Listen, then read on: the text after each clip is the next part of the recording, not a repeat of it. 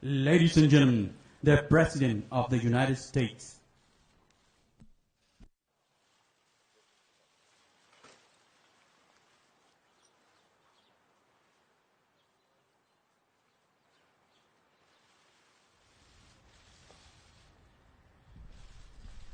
Thank you very much, everybody. Please. Hope it's not too hot, but it's pretty warm. Thank you. So, we've had a big day in the stock market. Things are coming back, and they're coming back very rapidly, a lot sooner than people thought. People are feeling good about our country. People are feeling good about therapeutics and possible vaccines. But we're going to go over quite a bit, and maybe at the end we'll take some questions if we have time. It's not too hot. Today I signed legislation and an executive order to hold China accountable for its oppressive actions against the people of Hong Kong. The Hong Kong Autonomy Act, which I signed this afternoon, passed unanimously through Congress. This law gives my administration powerful new tools to hold responsible the individuals and the entities involved in extinguishing Hong Kong's freedom. We've all watched what happened. Not a good situation. Their freedom's been taken away, their rights have been taken away, and with it goes Hong Kong, in my opinion, because it will no longer be able to compete with free markets. A lot of people will be leaving Hong Kong, I suspect. And we're going to do a lot more business because of it, because we just lost one competitor.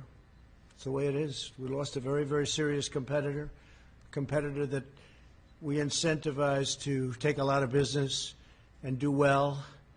And we gave them a lot of business by doing what we did. We gave them things that nobody else had the right to do.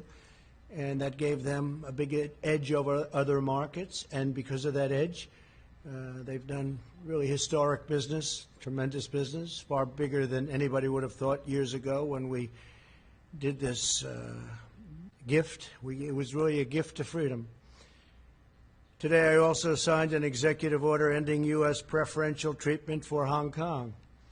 Hong Kong will now be treated the same as mainland China. No special privileges, no special economic treatment, and no export of sensitive technologies. In addition to that, as you know, we're placing massive tariffs and have placed very large tariffs on China. First time that's ever happened to China. Billions of dollars have been paid to the United States, of which I've given quite a bit to the farmers and ranchers of our country because they were targeted. And that's been going on for 3 years. It's the first time anybody's ever done anything like that. And prior to the plague pouring in from China, they were having the worst year, as you know, in 67 years. And I don't want them to have a bad year. I want them to have a good year. But they were taking advantage of the United States for many, many years. And that's stopping. But then the virus came in, and the world is a different place. But we're now getting back. And one of the reasons the market's doing so, it's almost at the point that it was at prior to the plague. Almost. We're getting very close. It's a great thing. It's an amazing thing what our people have done and what they've endured. No administration has been tougher on China than this administration. We imposed historic tariffs. We stood up to China's intellectual property theft at a level that nobody's ever come close. We confronted untrustworthy Chinese technology and telecom providers. We convinced many countries, and I did this myself for the most part, not to use Huawei, because we think it's an unsafe security risk. It's a big security risk. I talked many countries out of using it. If they want to do business with us, they can't use it. Just today, I believe that UK announced that they're not going to be using it. And that was up in the air for a long time, but they've decided. And you look at Italy, you look at many other countries. We withdrew from the Chinese-dominated WHO, and we fully rebuilt the United States military. The WHO, World Health Organization, we were paying close to $500 million a year. China was paying $39 million a year. and China had too much say. They worked it very hard, which is a bad thing done by our past administrations, but we were tough, and we were saying, I was asking, I said, why are we paying so much more than China? China has 1.4 billion people. We have 325, probably 325 million approximately. Nobody can give the exact count. We're trying to get an exact count, but you have, over the years, many illegals who have come into the country, so it depends on how you want to count it. But you could say 325 to 350 million people as opposed to 1.4 billion people. And the world trade is terrible. That deal is terrible. The world health is a terrible deal. We've been very tough on the World Trade Organization, and we've been, I guess, as tough as you can get on world health. We withdrew our money. We told them we're getting out. Doesn't mean that someday we won't go back in. Maybe we will when it's correctly run, but they made a lot of bad predictions, and they said a lot of bad things about what to do and how to do it, and they turned out to be wrong. And they were really a puppet of China. And make no mistake, we hold China fully responsible for concealing the virus and unleashing it upon the world. They could have stopped it. They should have stopped it. Would have been very easy to do at the source when it happened.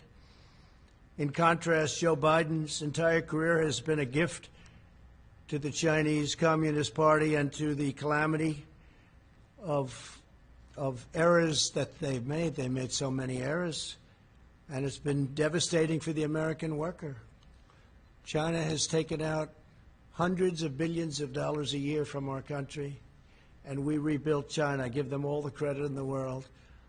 I don't give the credit for the people that used to stand here, because they allowed this to happen, where hundreds of billions of dollars were taken out of the United States Treasury in order to rebuild China. There's no company and no country in the world has ever ripped off the United States like the incredible job that they did on this country and the people that ran it. Possibly it's one of the reasons, certainly it's one of the very big reasons, trade and things related to trade, that I got elected in the first place. I've been talking about it for a long time, along with many other subjects, frankly. Joe Biden supported China's entry into the World Trade Organization, one of the greatest geopolitical and economic disasters in world history. If you look at China, you look at the moment they joined the World Trade, they were flatlining for years and years and years and decades. And then all of a sudden they joined the World Trade Organization, and they went like a rocket ship. They were given all sorts of advantages. They were considered a developing country. As a developing country, they got tremendous advantages over the United States and other countries. And they took advantage of those advantages and then some. Biden personally led the effort to give China permanent most favored nation status, which is a tremendous advantage for a country to have. Few countries have it, but the United States doesn't have it. Never did, probably never even asked for it, because they didn't know what they were doing. As Vice President, Biden was a leading advocate of the Paris Climate Accord, which was unbelievably expensive to our country, would have crushed American manufacturers while allowing China to pollute the atmosphere with impunity. Yet one more gift from Biden to the Chinese Communist Party. They took all of the advantage away from us. They took everything away. They don't have oil. We would have had to close up tremendous amounts of our energy to qualify eventually, not too far into the future. We would have had to do things that would have been unbelievably destructive to our country, including the possible closing of 25% of our businesses. Think of that. And it was going to cost us hundreds and hundreds of millions of dollars for the privilege of being involved in the Paris Climate Accord. And you just have to look at what took place this year in Paris and France, where money was being sent to countries all over the world, and the people of France didn't want to take it, and they didn't, and they did a lot of rioting. They had their taxes raised. We would have had to raise our taxes. And it was a disaster. I've been given a lot of credit for what I did there. It took a certain amount of courage, I guess, because it sounds so nice, the Paris Climate Accord, but it wasn't good for us at all. America lost nearly 10,000 factories while Joe Biden was vice president. Think of that, 10,000 factories. He wrote something today, and he made a statement today that I wrote down. It's pretty accurate. So Biden was here for 47 years, 8 years, the last 8 years, not long ago, as vice president, he said, 1 in 5 miles of our highways are still in poor condition. Well, we're doing a good job on highways, but why didn't he fix them 3 years ago? Why didn't he fix them? Tens of thousands of bridges are in disrepair and on the verge of collapse. Well, it's probably not a right number, but we have bridges that should have been fixed. Why didn't he fix them? He was there for 8 years with President Obama. Why didn't they fix them? Tens of thousands of bridges. This is what he wrote. High-speed broadband. We want high-speed broadband. Well, why didn't he get it? 3 years ago is not a long time. And he didn't do any of the things, but now he says he's going to be president, and as president, he's going to do all the things that he didn't do. He never did anything except make very bad decisions, especially on foreign policy. So Joe Biden and President Obama freely allowed China to pillage our factories, plunder our communities, and steal our most precious secrets. And I've stopped it largely, but I've stopped it.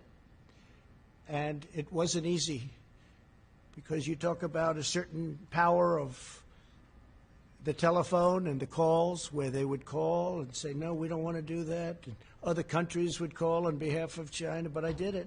I did what has to be done. And you just take a look at what's gone on, and take a look at at the numbers where they devalued their currency in order to pay the tariffs.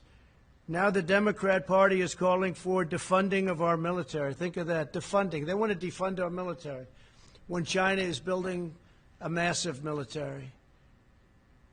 They're building a massive military, and Biden wants to defund our military. And the world needs American strength right now more than ever, and we've got it. We've got now, soon, as all this equipment comes in, all made in the USA, we've got the newest, most incredible weapons anywhere in the world. We have the best tanks, the best ships, the best missiles, rockets. We have the best of everything. We have the best fighter jets, the F-35, the F-18. All of these assets are being built. Tankers, incredible tankers, bombers. Hope we don't have to use them. But we have the most incredible military. When I came in, the military was totally depleted. It was at a level that was just absolutely incredible. You know the statements. I made the statements before. I told you what generals told me about our military. And I'll make them again. If somebody needs them, we'll give them to you. Very well documented. As vice president, Biden opposed tariffs, and he was standing up for China. He didn't want to do anything to disrupt the relationship with China, even though China was taking us to the cleaners. He opposed my very strict travel ban on Chinese nationals to stop the spread of the China virus. He was totally against it. Xenophobic, he called me. Xenophobic. A month later, he admitted I was right. We would have had thousands of people additionally die if we let people come in from heavily infected China. But we stopped it. We did a travel ban in January. Nancy Pelosi was dancing in the streets of Chinatown in San Francisco a month later, and even later than that.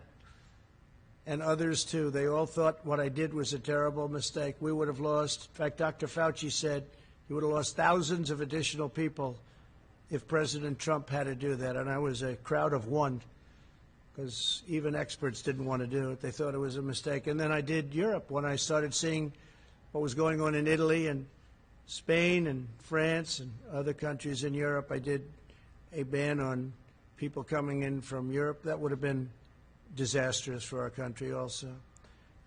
And we saved tens of thousands of lives, but we actually saved millions of lives by closing up. We saved millions, potentially millions of lives. Could be a number that we're actually working on, but it could be 2 to 3 million lives.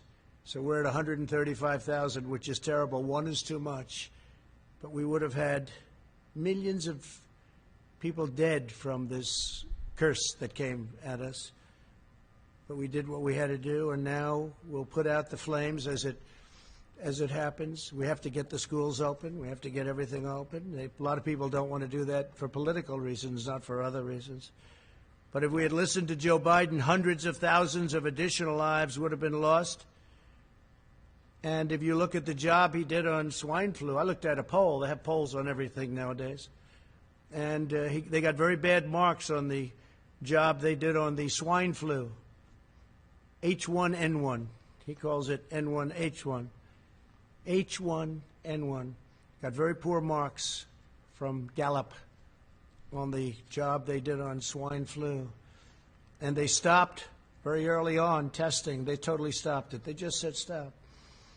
And frankly, if we didn't test, you wouldn't have all the headlines because we're showing cases. And we have just about the lowest mortality rate. But if we did, think of this, if we didn't do testing, instead of testing over 40 million people, if we did half the testing, we'd have half the cases. If we did another, you cut that in half, we'd have yet again half of that. But the headlines are always testing. Now, the testing is a good thing, but at the same time, it's fodder for the fake news to report cases. So we're doing 40 million plus, going to be very close to 45 million people. And when I turn on the news, I see cases, cases, cases. They don't talk about deaths being cut down to a level that actually tenfold they use. I got that from one of the very respected media outlets, tenfold, cut tenfold, yes, but they don't talk about that. They talk about cases, and the cases are created because of the fact that we do tremendous testing. We're the best testing in the world. We now make ventilators for the world. We had very few ventilators. There wasn't one person in any hospital anywhere in this country that needed a ventilator that didn't get it. And that was because we mobilized to a level, using the Purchasing Act in some cases, we mobilized to a level that nobody thought possible. Nothing's happened like that since World War II. Our task force has done a great job. Mike Pence worked so hard, it gets so little credit. Sad to see that, actually. But he worked so hard, gets so little credit. The governors would tell us, we'd be on the phone with 50 different governors. They'd all tell us what a great job, great job. And then they'll go to the media and say, well, they didn't do such a good job. Well, we did a great job. We made a lot of governors look fantastic. We did in New York. What we did in New York was one of the most incredible things. 2,800 bed in Javits Center, but the governor used very few of them, unfortunately. Then we moved in our great hospital ship, one of our two great. We moved one also to Los Angeles. And we could have used that for our senior citizens. We could have used it for other people. They could have used it instead of sending our seniors back into nursing homes that were infected, where you lost thousands of people. Thousands of people in New York died because of poor management by the governor. And it's a very sad thing to see, and very sad to watch, and very sad to look at those statistics. But we have an incredible Javits Center that we built with thousands of beds. I think it was 2,800, all ready to go. And they could have sent people there, or they could have sent senior citizens there instead of sending them into the nursing homes. And after all of that work and getting it done, the Army Corps of Engineers, I mean, the job they did was incredible. They built it in a matter of days. When it was all completed, FEMA, everybody was there, doctors. We ended up getting doctors. They said, we can't man it. They said, so we'll man it and woman it. And that's what we did. We brought in doctors, nurses, everything. We're all set. We said, where are the people? They didn't send the people. Very few people came in. They could have sent them into the Javits Center. They could have sent them to the hospital ship, which was virtually unused, but we were there. By contrast, my administration acted very early to ban travel from China, from Europe, saving all of these lives. Incredible. And I want everyone to know, I want every citizen to know that we're using the full power of the federal government to fight the China virus and to keep our people safe. Through Operation Warp Speed, we will deliver a vaccine in record-breaking time. We're doing very well on the vaccines. We have many, many different vaccines being studied right now, many of which are looking really good. And we're ready to distribute the vaccine when we get it. We're all set, taking a risk, an economic risk of preparing for delivery because we feel very certain it's going to be there. But logistically, we have our military ready to go. We have generals. That's all they do is distribute things, and they're going to be distributed, hopefully, a vaccine or a therapeutic. And it's coming out really well.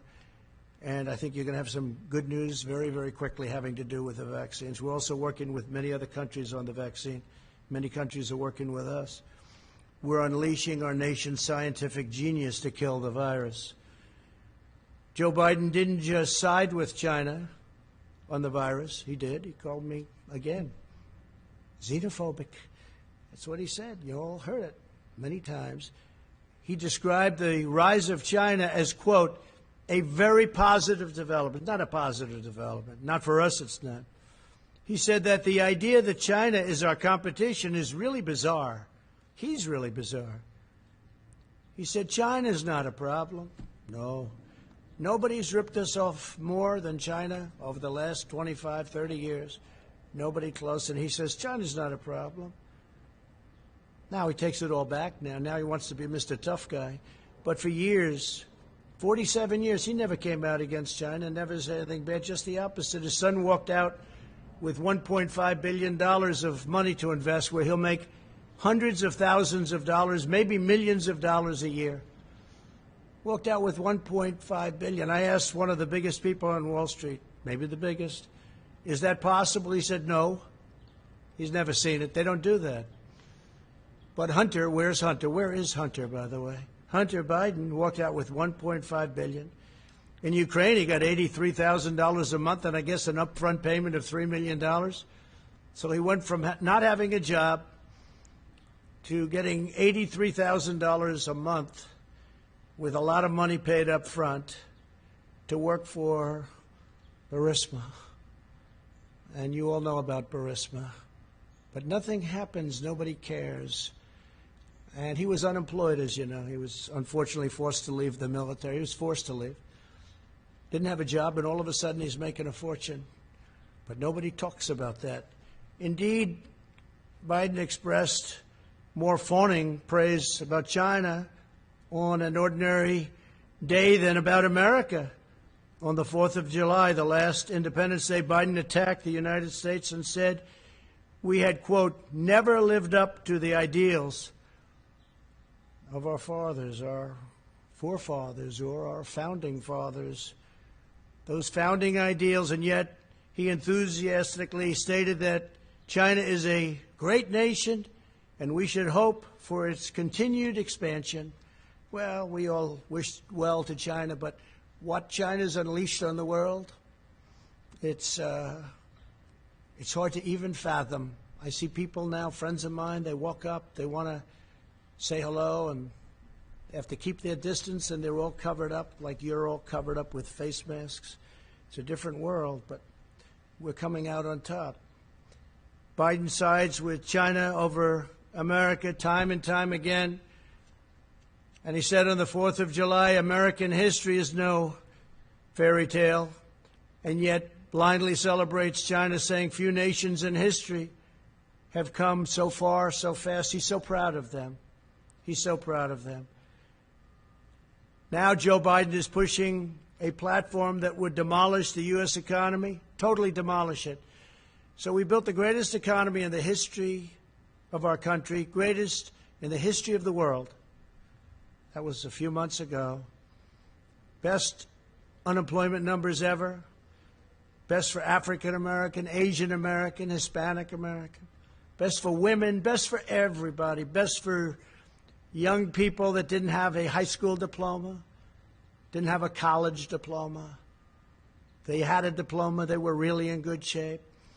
We built the greatest ever stock market highest ever in history. We had 143 days of all-time stock market highs in just less than 3.5 years. And we had to close it down because we did the right thing by doing that. As I said, we saved millions of lives.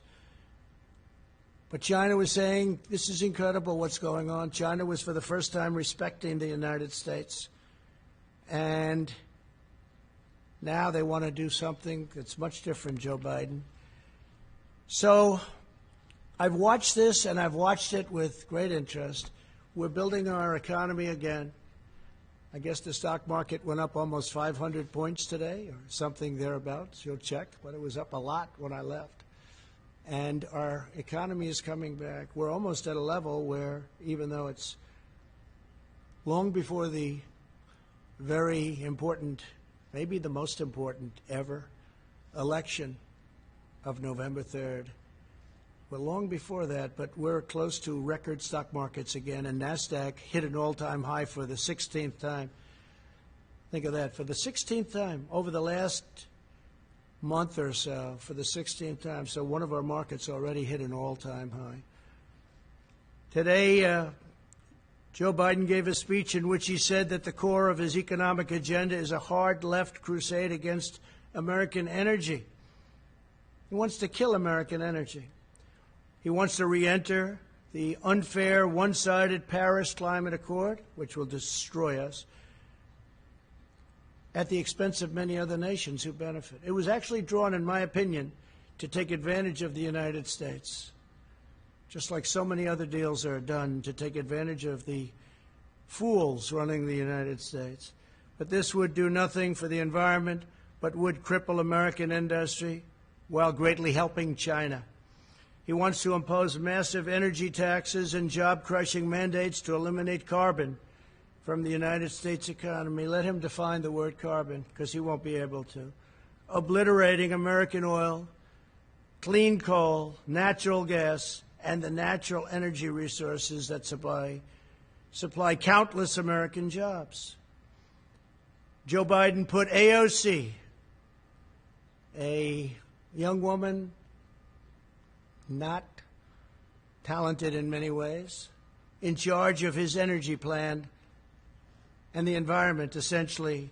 Her and Bernie Sanders, who ran a lot of times for president, never made it. Good base, but that's about it.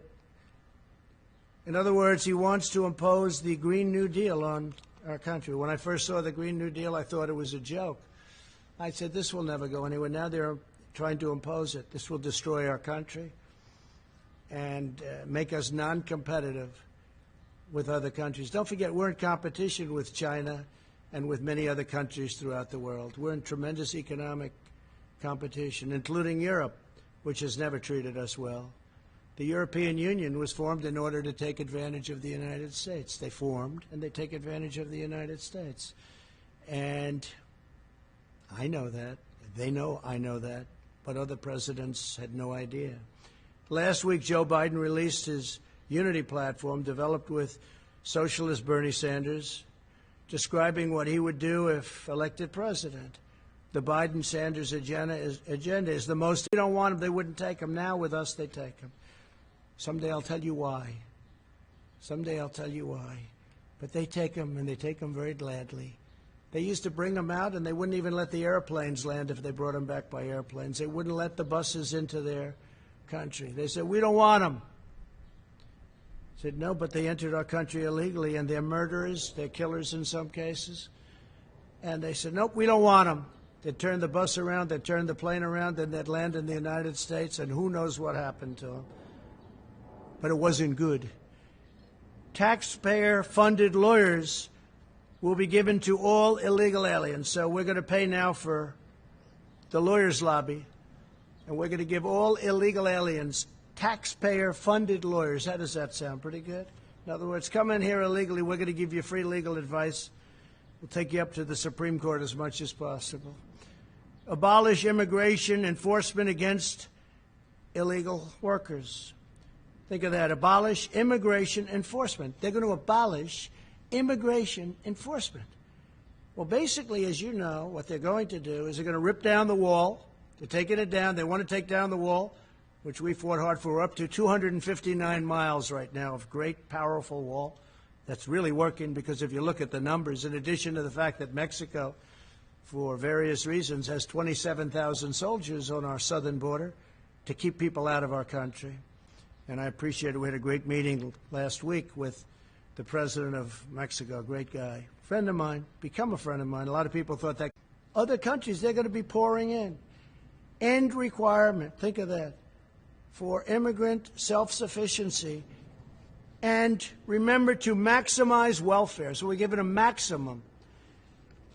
Then we have massively expand immigration during a global pandemic, taking jobs from unemployed Americans. End all travel bans, including from jihadist regions. So now we have travel bans. A lot of you said I didn't get the travel ban, and you were wrong. We got the travel ban. We lost in the Ninth Circuit. We lost again in the Ninth Circuit, and then we won in the Supreme Court. We have a very strong travel ban. And we don't want people that are going to come in and blow up our cities, do things. And frankly, with the liberal Democrats running the cities that we do have, where they do have problems, maybe they wouldn't mind, but I would mind, and the people of this country mind. So listen to this. End all travel bans. He's talking about the ban that I won, that everybody said I didn't win. They said I didn't win because in the lower court we lost, that we lost in the appellate division, and then we won in the Supreme Court. So he said he lost. And they're right at the lower level. But in the meantime, we won in the Supreme Court. So it's in effect, but they didn't say that. They said he lost, which, again, is fake news. But that's the way they do it. So end all travel bans, including from jihadist regions. They specify that. Grant mass amnesty. Everybody gets amnesty, mass amnesty. Think of that.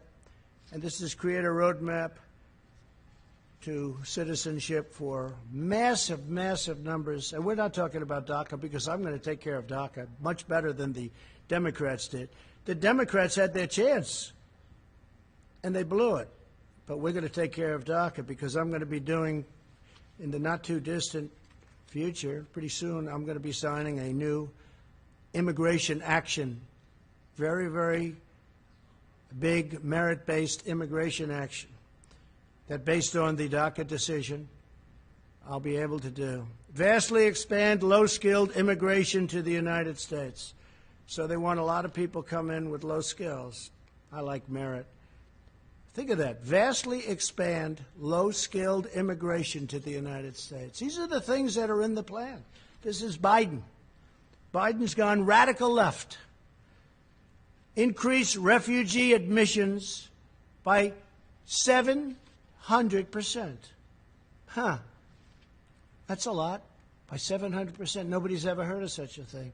Increase refugee admissions by 700%. Abolish law enforcement as we know it. I think the police do an incredible job in this country. And you're going to have a rogue, terrible cop on occasion, like you do in any industry, in any business, in any profession. But I think they do an incredible job. Abolish law enforcement as we know it. End cash bail. No bail. Just, we let you right out. Look at what's happened to New York. Crime is up. Shootings are up at numbers that nobody's ever seen before. Look at Chicago. What a disaster. And we're waiting for them to call us because we're all set to go. We have the FBI. We have done it. They haven't turned out too good. Abolish completely the death penalty. And I know there's a lot of debate on the death penalty, and there has been for a long time, but sometimes you use the death penalty depending on the crime. You know what happened today with regard to the death penalty. Appoint social justice prosecutors in order to free violent criminals. So they want to appoint social justice prosecutors to free violent criminals, end mandatory minimums, and that's by empowering judges to determine appropriate sentences, by fighting to repeal mandatory minimums at the federal level and give states incentives to repeal their mandatory minimums. We could go on for days. Incentivize prison closure. So they want to close our prisons. They now want to abolish our police departments. They want to abolish our prisons, I guess. Incentivize jail and prison closures as populations decline. Ensure the resources saved are invested directly into those communities. So they want to close them rather than have them for some very bad people, people that are not going to behave when they get out. You see that in New York. They allowed a lot of criminals out, and those criminals are causing havoc. And then they got rid of their incredible and legendary crime squad. And bad things are happening in New York. Bad things are happening. I love New York. I hate to see what's going on. End solitary confinement. Free federal housing for former inmates. So federal housing now can go to inmates, former inmates. Rejoin Paris Climate Accord and seek an even higher level of restrictions. Oh, I didn't notice that. Oh, I see. So they want to rejoin the Paris Climate Accord, and they want to seek an even higher level of restriction. In other words, make it worse than it was. Mandate net zero carbon emissions for homes, offices, and all new buildings by 2030. That basically means no windows, no nothing. It's very hard to do. I tell people when they want to go into some of these buildings, how are your eyes? Because they won't be good in 5 years. And I hope you don't mind cold office space in the winter and warm office space in the summer, because your air conditioning is not the same as the good old days. Mandate zero carbon emissions from power plants by 2035. Zero. We're talking about zero. Nothing can go in the air. Mandate net zero carbon emissions by 2050. And I believe he's changing that. He's bringing it down. He wants no petroleum product. He wants no oil or gas. I don't think Texas is going to do too well. They're going to get rid of about 7 million jobs if you go by the Biden plan. I don't think that Oklahoma, North Dakota, Pennsylvania, you're going to be too happy with that, and many other states, Ohio. Mandate all 500,000 school buses and all 3 million government vehicles be changed to zero-emission vehicles within 5 years. I've heard of worse than that. Install 500,000 taxpayer-funded charging stations nationwide. Here's a bad one, really bad one. End school choice. There is nothing that the African-American community wants more than school choice. And mothers and fathers are going to be very happy to see him be defeated just on that alone. End school choice. So Joe Biden wants to end school choice. End tax credit scholarships serving disadvantaged students in 26 states. Oppose 14 million Americans with education savings accounts. And get rid of school choice, having to do with school choice. Eliminate school choice in Washington, D.C. You know what they've done in Washington. They have some incredible example right here. Example. I know of one example. I think they have a number of them, but one is incredible. Abolish all charter schools. Charter schools are doing great. Ban funding for charter schools in poor neighborhoods. We don't want charter schools in poor neighborhoods. Well, that's not fair. Abolish educational standards. Abolish in the suburbs. You're going to abolish the suburbs with this. Enforce Obama-Biden's radical AFFH. That's the AFFH regulation that threatens to strip localities of federal affordable housing funds unless they change their zoning laws to fit the federal government's demands. So what you have, I mean, I've been watching this for years in Westchester, coming from New York. They want low-income housing built in a neighborhood. Well, I'm ending that rule. I'm taking it out. So I spoke with Ben Carson the other day. We're going to be taking it out. I've watched that whole thing go, and now they want to make it twice as bad in the suburbs. In the suburbs. Mothers aren't happy about that. Fathers aren't happy about that. They worked hard to buy a house, and now they're going to watch the housing values drop like a rock, and that has happened. Drop like a rock. So we're not going to do that. We're going to do the exact opposite. Probably there has never been a time, and this is just a few, it's much worse than that. We did this very quickly. It's probably never been a time when candidates are so different. We want law and order. They don't want law and order. We want strong, closed borders with people able to come in through merit, through a legal process. They don't want to have any borders at all. They're going to rip down the wall. It was hard to get that built, and now it's almost completed. It'll be completed by a little after the end of the year. They want to rip it down, and it's had such an impact. It's incredible. It stops trafficking, human trafficking of women and children, but women mostly. Human trafficking, one of the worst things ever, all at a level that it's never been at because of the Internet. You wouldn't think, you think of it as an ancient statement. You wouldn't think that's possible today, but it's human trafficking of women and children, and they want to let that continue. The wall has stopped it so much because they will go over to a section where there aren't people, not an entry point, and they'll make a left into the United States. They're on their way. They can't do that anymore. We have a 30-foot wall that goes 6 feet into the ground. It stops a lot of the tunneling because they're pretty good at tunnels. But we watch the tunnels, and we have equipment for that.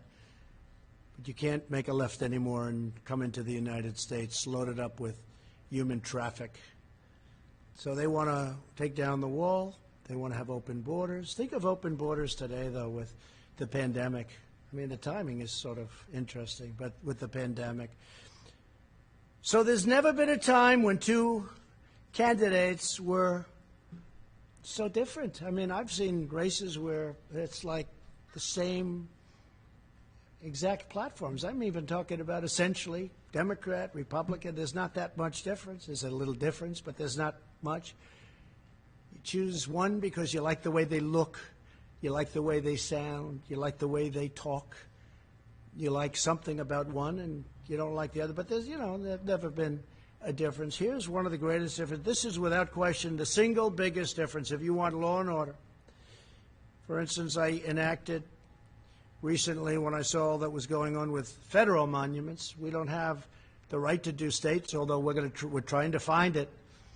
But with the monuments where they wanted to rip down Andrew Jackson, they wanted to rip down George Washington, they were actually heading over to the Jefferson Memorial, if you can believe that. But this has been going on, and I found an act that we've used, and we have many, many people in jail right now. Many, many people in jail all over the country because they tried to destroy or in some cases got it down, a federal statue or monument. We haven't had anybody making a move since I enacted this. I signed an executive order a couple of weeks ago. And it says very simply, 10 years in jail. You do it, 10 years in jail. The amazing part is we were able to catch everybody because thanks to all of you on television, we appreciate it. But we have their pictures. We have the man standing on Andrew Jackson's horse. We have the man standing by General George Washington. We have everybody standing. They were going to go for the Emancipation Proclamation, Abraham Lincoln, standing with a young man who was being freed. And we said, we're going to do something. We can't let this happen. Now, it could be removed at some point. You go through a process, a legal process, go through Congress, whatever. I understand that. At the same time, some people like these statues and monuments, but it can be removed, but you have to go through a legal process. So they were going to have 20 to 25,000 people that night. Nobody showed up. Nobody. You know that because you were disappointed to see that. The next night, I believe 22 people showed up. They said, we're going to make it Friday night instead. And 22 people showed up. 4 were actually arrested because we have pictures of them knocking down other statues. So they're in jail now. So there has never been an election where we've had this kind of difference. We want strong borders. Without borders, you've heard me say it 1,000 times, without borders, you don't have a country. They don't want to have borders. They want to have open borders. It's radical left, and it'll destroy our country. 20 years ago, Venezuela was a very rich country, one of the richest anywhere. Per capita, one of the richest, tremendous oil reserves. Now they don't have water. They don't have food. They don't have medicine. We do everything we can to take care of the people, but they have nothing. And that's exactly the ideology that you have going over here. If I wasn't there to stop it, if I wasn't here to say, no way, that's not going to happen, we'd be in some mess. We'd be in some mess. And Pelosi and Schumer and Bernie and Joe, they'll never stop it. They don't have the power, the strength to stop it. It's beyond them. But we do. So there's never been a time like this where you've had an election of people so different. Okay, a couple of questions. Yeah, please, go ahead. Sir, you just spent the better part of an hour explaining why Americans should choose you and not your opponent. Yesterday you said on Twitter, be careful what you wish for. I guess the question is, do you see yourself as the underdog in this race? Do you see yourself losing in the fall? No, I don't. I think we have really good poll numbers. They're not suppression polls. They're real polls. You look at the intercoastal in Florida, you look at the lakes, you see thousands of boats with Trump signs, American signs. You've got the Trump-Pence sign all over. You look at what's going on. You look at bikers for miles and miles riding up highways proudly with their signs. Look, we won a race where it was the same thing, 2016. We had polls that were fake. They turned out to be fake. Not all. A couple of them got it right. 3 of them, to be exact. 3 of them. One of them was unsuspecting. But they got it right. They were very proud of it. But we had in 2016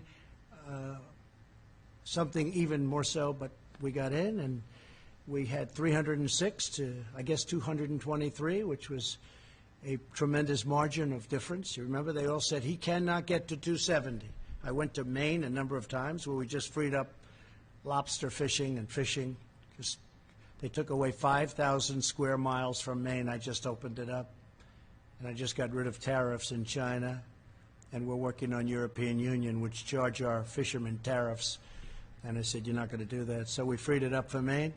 But if you take a look, we went up there recently. There were crowds, thousands of people lined up going over to a factory where we were opening up for.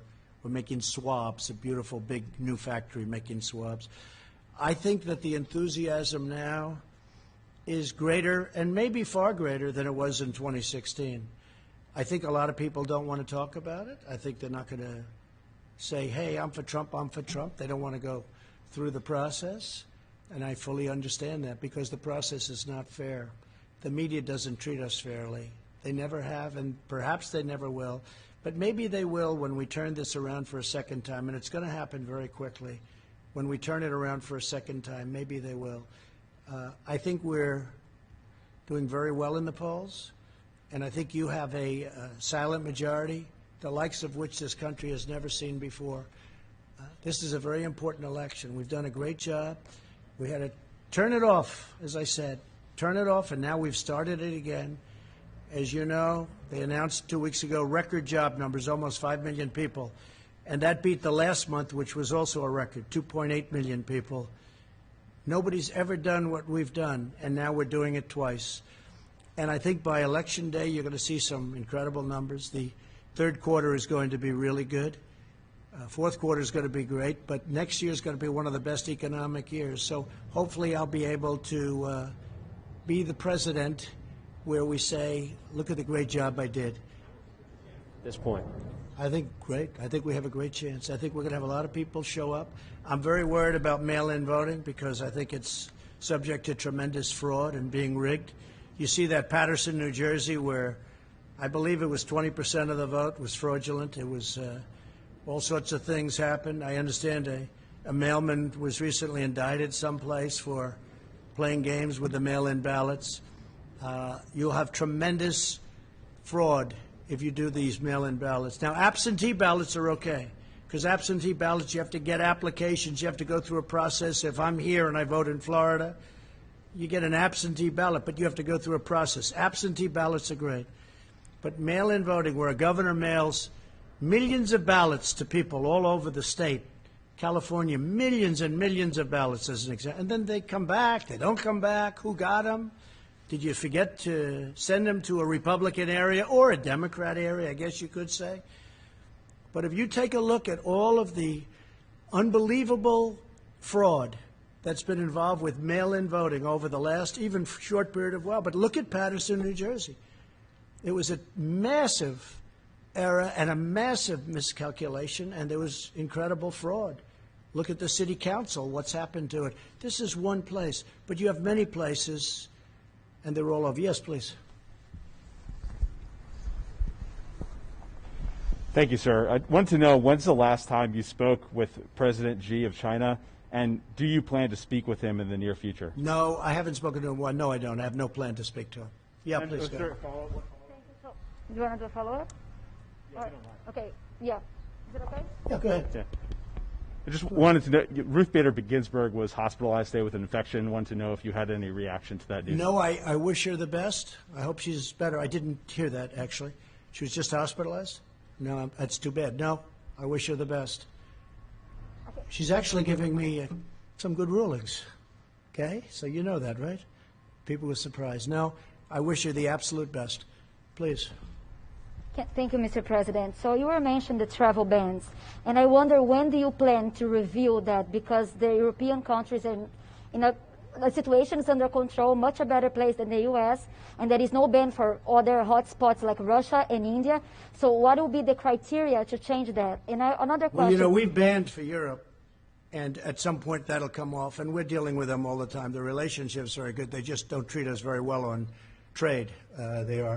They have been very unfair to us over many, many decades, and we're doing that. It's very easy to solve. I was all set to solve it, actually, and then we got hit with the plague. But we have a travel ban on various countries, and that travel ban remains until such time as we say it doesn't remain. And we want our country safe. We don't, unlike Biden, we don't want to have criminals pouring into our country. We don't want to have open borders. We're not going to have that.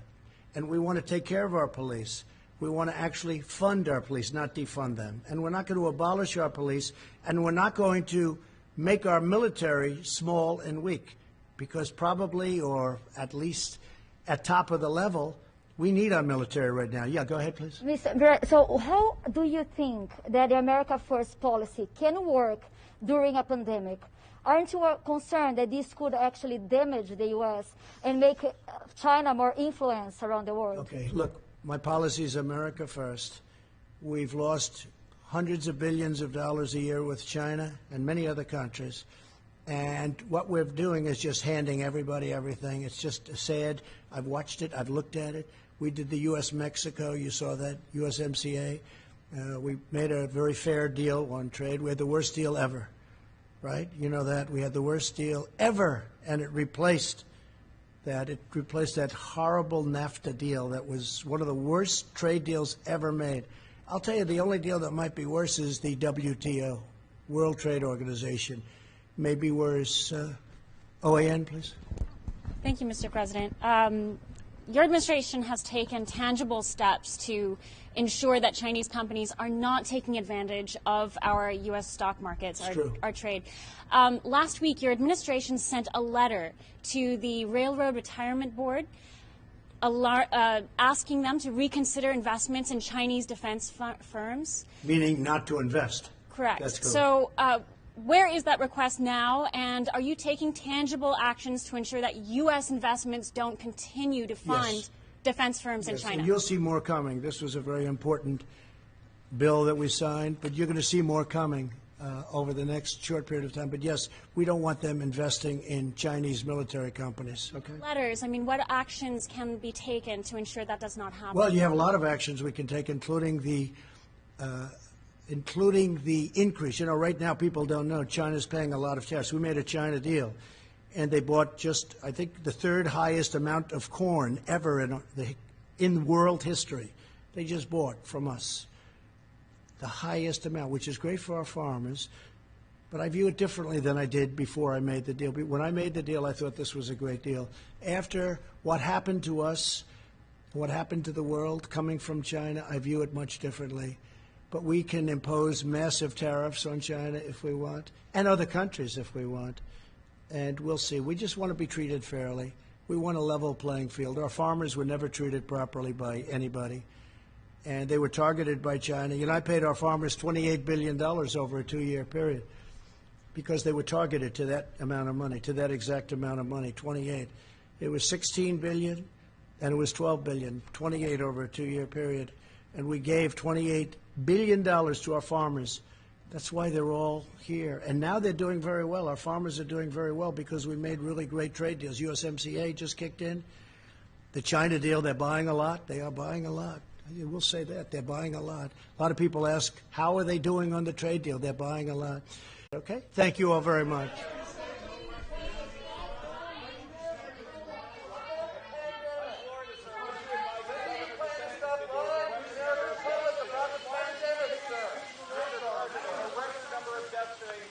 What do you advise Governor DeSantis to do?